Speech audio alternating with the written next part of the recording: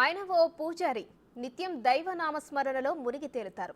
భక్తులకు మంచి జరగాలని, అష్టైశ్వర్యాలు కలగాలని దీవిస్తుంటారు. అయితే ఆయన చేసే పనులు మాత్రం అందుకు విరుద్ధంగా ఉన్నాయి. నిత్యం పూజలు చేస్తున్న గుడికే పంగనామం పెట్టాలని చూశాడు. ఒకటి అరా కాదు, ఏకంగా ₹1,00,00,000 కాజేశాడు. చివరికి అడ్డంగా బుక్ అయ్యాడు. ఉత్తరప్రదేశ్లోనే మధురలో జరిగింది ఈ ఘటన. నిత్యం పూజలు జరిపే అదే గుడిలోనే హుండీ నుంచి ఏకంగా ₹1,09,00,000 కాజేశాడు ఓ పూజారి.